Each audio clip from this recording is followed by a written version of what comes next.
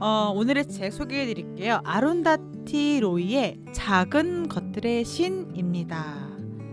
쉽게 읽을 수 있는 책은 아닌데 이게 왜 어려웠냐면 이름도 이름이지만 사건이 선형적으로 되지 않고 과거로 갔다가 현재로 갔다가 계속 왔다 갔다 하고 또 인물이 누구 하나 주인공이라고 할 수 없을 정도로 각각 인물의 삶을 굉장히 디테일하게 조명한 부분들이 있어요.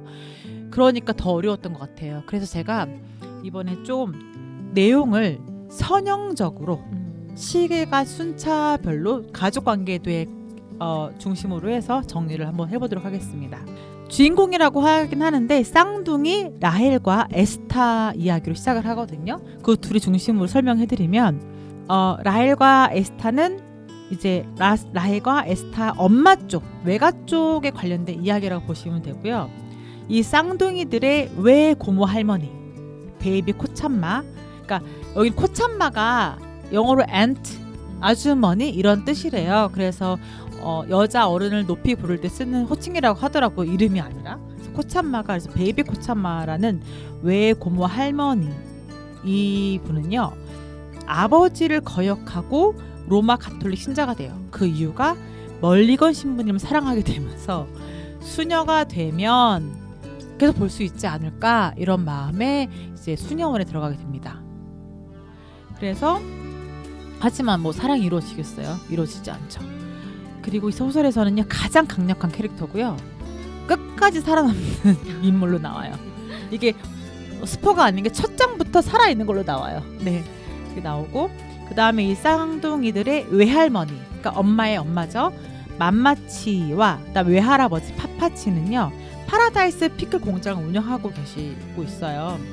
그리고 이 외할아버지는 곤충학자였어요. 보니까 나방학자이신 것 같긴 한데 그렇게 나와서 굉장히 이 집안 자체가 있는 집, 엘리트 집안, 완전 엘리트 집안. 돈도 있고 학식도 있고 완전히 완전 높은 레벨에 있는 그런 레벨인 것 같은데, 그리고 이 쌍둥이들의 엄마 아빠 안무와 바바.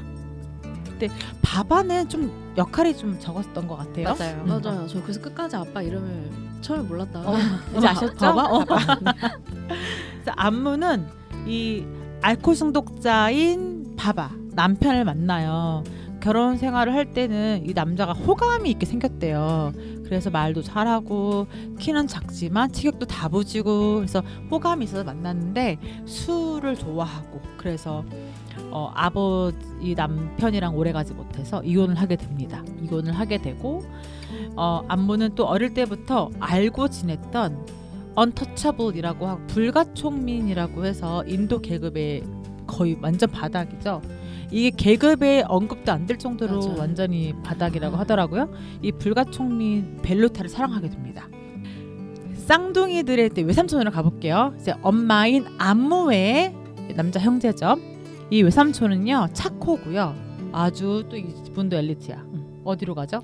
옥스퍼드. 네, 영국의 옥스퍼드를 나오게 되고요. 그래서 이분이 인도로 돌아왔을 때 마을 사람들이 옥스퍼드에서 공부했잖아. 이거 굉장히 강조를 많이 해요. 그래서 옥스퍼드에 가서 와이프를 만나게 되는데 마거릿. 그래서 여기서는 마거릿 코참마라고 책에는 나와요. 결혼하고 나서는 마거릿 코참마 결혼을 하게 되고, 근데 여기서 보시면 인도에서는 굉장히 있는 집 자식 차코잖아요. 하지만 마가렛은 영국에서는 노동자 계급의 딸이었어요. 그래서 집안에 반대가 있었어요. 그럼에도 불구하고 그 사랑을 하게 돼서 가정을 이루고 그 둘 사이에 소피가 태어납니다. 하지만 소피가 태어나고 나서 둘은 또 이혼을 하게 되고 차코는 다시 인도로 돌아오게 됩니다. 소피는 엄마의 피부색을 닮고 코는 할아버지를 닮고 큰 키에 외모가 눈에 띄었다 라고 나와 있고 공주 같은 느낌의 약간 외동딸 그런 느낌의 딸이었고요.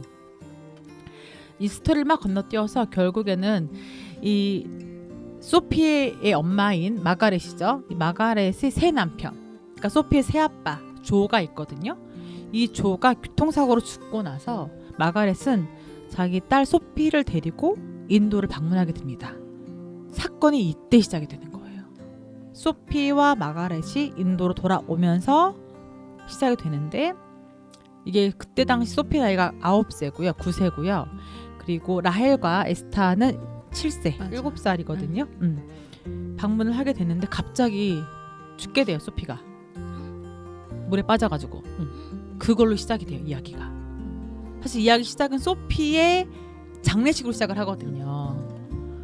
그래서 되고 이때 또 동시에 다발적으로 이 엄마 안무가 벨루타와 금지된 사랑으로 벨루타는 철창신사가 됩니다. 모진 고문과 구타로 죽음을 맞이하게 되죠. 과연 소피의 죽음과 벨루타의 죽음, 그의 덥고 음울한 5월, 아예 메넴에서는 무슨 일이 벌어진 걸까요? 두두. 문장 하나 공유해드리면, 이제 막 기억이 쌓이기 시작하던 시절, 삶의 시작으로만 가득하고 끝이라는 게 없던 시절. 이때 쌍둥이들은 헤어지게 돼요. 딸 라헬은 엄마와 함께 살고 에스타는 아빠 바바와 함께 살게 되면서 헤어지게 되는데요. 그리고 시간이 흘러 30살이 된 라헬은 다시 고향으로 에스타가 돌아왔다는 얘기를 듣고 돌아오게 됩니다.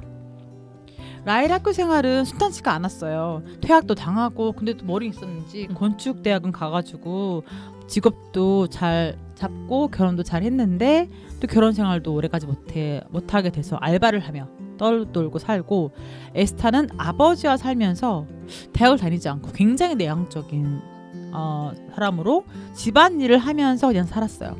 그렇게 그 후로 말을 끊게 된, 말을 거의 하지 않는 청년이 된 에스타가 고향으로 돌아오게 되는데, 그 이유가 아빠가 나 호주로 이민 간다, 더 이상 너 나와 함께 할 수 없다 해서 아들을 고향으로 돌려보내고, 그 소식을 들은 에스타가 고향으로 돌아오게 되면서 이야기가 또 시작이 되죠. 줄거리를 자세하게 얘기해 본 적이 처음인 것 같은데, 이게 왜냐면 제가 시간이 되게 왔다 갔다 해. 소설에서 보면은 정말 왔다 갔다 장난이 아니에요. 챕터로 나눠진 게 아니라 무슨 얘기 하다가 갑자기 과거로 가고, 갑자기 현재로 오고, 갑자기 새로운 인물이 튀어나오고, 이 인물은 누구야, 그 뒤에 가면 설명이 나와 있고, 그러니까 따라가기가 어려울 수밖에 없는 이야기라서 한번 정리를 해봤어요. 어떠셨어요?